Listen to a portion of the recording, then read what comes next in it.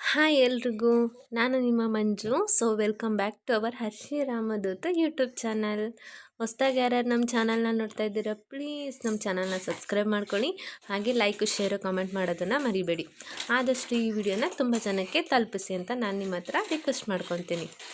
ಬನ್ನಿ, ಇವತ್ತು ನಾನು ನಿಮಗೆ ಶೇರ್ ಮಾಡ್ತಿರೋ ರೆಸಿಪಿ ಏನಪ್ಪ ಅಂದರೆ ಪಕ್ಕಾ ನಾಟಿ ಸ್ಟೈಲಲ್ಲಿ ಮಾಡೋವಂತಹ ಚಿಕನ್ ಗ್ರೇವಿ ಅಥವಾ ಚಿಕನ್ ಫ್ರೈ ಹೇಗೆ ಮಾಡೋದು ಅಂತ ನೋಡೋಣ ಬನ್ನಿ.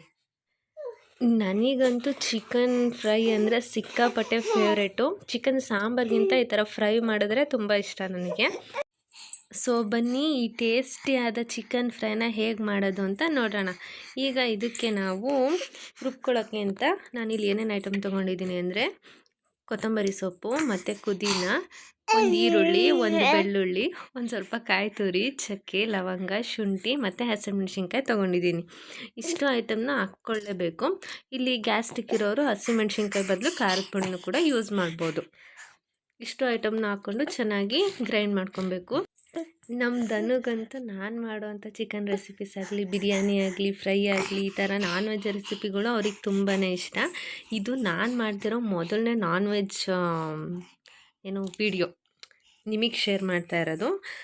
ಇದೇ ಫಸ್ಟ್ ಟೈಮು ನಾನು ನಾನ್ ವೆಜ್ ರೆಸಿಪಿನ ಶೇರ್ ಮಾಡ್ತಾ ಇರೋದು.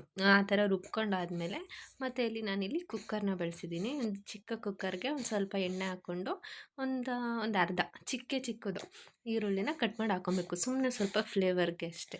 ಹಾಗೆಯೇ ಒಂದು ಮೀಡಿಯಮ್ ಸೈಜಿನ ಟೊಮೆಟೊನೂ ಕೂಡ ಸಣ್ಣದಾಗಿ ಕಟ್ ಮಾಡಿಕೊಂಡು ಹಾಕ್ಕೊಂಡು ಒಂದು ಸ್ವಲ್ಪ ಅದು ರೋಸ್ಟ್ ಆಗೋವರೆಗೂ ಎಣ್ಣೆಲಿ ಚೆನ್ನಾಗಿ ಹುರ್ಕೊಬೇಕು. ಆಮೇಲೆ ನಾವಿದು ರುಬ್ಬಿರ್ತೀವಲ್ಲ, ಈ ಮಿಶ್ರಣನ ಚೆನ್ನಾಗಿ ಹಾಕ್ಕೊಂಡು ಹಸಿ ಸ್ಮೆಲ್ ಹೋಗೋವರೆಗೂ ಚೆನ್ನಾಗಿ ಕೈ ಆಡಿಸ್ತಾ ಬರಬೇಕು.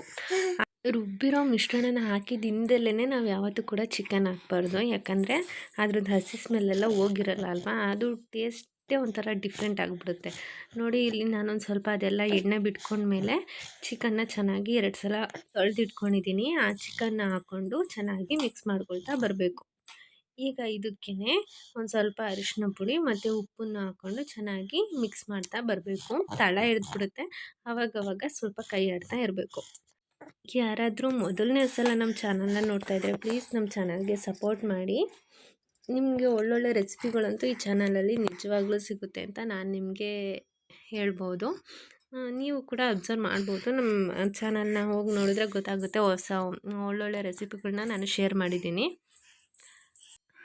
ನೋಡಿ, ನಿಮಗೇನಾದರೂ ವೀಡಿಯೋಗಳು ಇಷ್ಟ ಆಯಿತು ಅಂದರೆ ಒಂದು ಲೈಕ್ ಮಾಡಿ. ಹಾಗೆ ಆ ವಿಡಿಯೋಗಳನ್ನ ನಿಮ್ಮ ಫ್ರೆಂಡ್ಸು, ಫ್ಯಾಮಿಲಿಗೆ ಶೇರ್ ಮಾಡಿ. ಈ ಚಿಕನ್ ಗ್ರೇವಿ ಅಂತೂ ಚಪಾತಿ, ರೊಟ್ಟಿ, ದೋಸೆ ಅನ್ನಕ್ಕಂತೂ ಬೆಸ್ಟ್ ಕಾಂಬಿನೇಷನ್ ಅಂತಲೇ ಹೇಳ್ಬೋದು. ನೀವು ಕೂಡ ಈ ರೆಸಿಪಿನ ಒಂದು ಸಲ ನಿಮ್ಮ ಮನೇಲಿ ಟ್ರೈ ಮಾಡಿ ನೋಡಿ, ಖಂಡಿತ ಮತ್ತೊಮ್ಮೆ ಮಾಡಲೇಬೇಕು ಅಂತ ಅನಿಸುತ್ತೆ. ಅಷ್ಟು ಟೇಸ್ಟಿಯಾಗಿ ಬರುತ್ತೆ ಈ ಚಿಕನ್ ಗ್ರೇವಿ ಅಥವಾ ಚಿಕನ್ ಫ್ರೈ. ನನಗಂತೂ ತುಂಬಾ ಫೇವ್ರೆಟ್ ರೆಸಿಪಿ ಇದು. ನೀವು ಕೂಡ ಟ್ರೈ ಮಾಡಿ ಅಂತ ನಾನು ಹೇಳ್ತಿದ್ದೀನಿ ಅಷ್ಟೇ. ನಿಮ್ಗೆ ಇಷ್ಟ ಆಯಿತು ಅಂದರೆ ನೀವು ಕೂಡ ಈ ರೆಸಿಪಿನ ನಿಮ್ಮ ಮನೇಲಿ ಟ್ರೈ ಮಾಡಿ. ಚಿಕನ್ನ ಅವಾಗವಾಗ ಕೈ ಆಡ್ತಾ ಇರಬೇಕು, ಇಲ್ಲಾಂದರೆ ತಳ ಹಿಡಿದ್ಬಿಡುತ್ತೆ.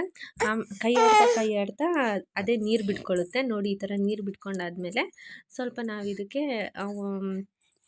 ಚಿಕನ್ ಫ್ರೈ ಪ್ಯಾಕೆಟ್ ಫ್ರೈ ಮಸಾಲಾನ ಆ್ಯಡ್ ಮಾಡ್ತಾಯಿದ್ದೀನಿ.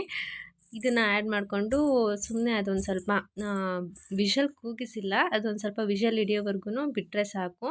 ನೋಡ್ತಾ ಇರ್ಬೋದು, ಇವಾಗ ನಮಗೆ ಬೇಕಾಗಿರೋಂತಹ ಚಿಕನ್ ಫ್ರೈ ರೆಡಿಯಾಗಿದೆ. ಎಷ್ಟು ಟೇಸ್ಟಿಯಾಗಿ ಯಮ್ಮಿಯಾಗಿ ಬಂದಿದೆ ಅಂದರೆ ತುಂಬಾ ಸ್ಪೈಸಿಯಾಗಿ ಸಕ್ಕತ್ತಾಗಿ ಇತ್ತು. ನೀವು ಕೂಡ ಇದನ್ನು ಟ್ರೈ ಮಾಡಿ. ಇದನ್ನು ನಾನು ನಿಮಗೆ ಸರ್ವ್ ಕೂಡ ಮಾಡಿ ತೋರಿಸ್ತೀನಿ ಎಷ್ಟು ಚೆನ್ನಾಗಿ ಬಂದಿದೆ ಅಂತ. ಈ ವಿಡಿಯೋ ಇಷ್ಟ ಆಯಿತು ಅಂದರೆ ಪ್ಲೀಸ್ ಒಂದು ಲೈಕ್ ಮಾಡಿ, ಹಾಗೆ ನಮ್ಮ ಚಾನಲ್ನ ಸಬ್ಸ್ಕ್ರೈಬ್ ಮಾಡ್ಕೊಳ್ಳಿ. ಮತ್ತು ಮುಂದೊಂದು ವಿಡಿಯೋದಲ್ಲಿ ಹೊಸ ರೆಸಿಪಿಯೊಂದಿಗೆ ಒಂದು ಹೊಸ ಕುಕ್ಕಿಂಗ್ ವಿಡಿಯೋದಲ್ಲಿ ನಿಮ್ಮ ಜೊತೆ ಸಿಗ್ತೀನಿ. Thank you all, see you.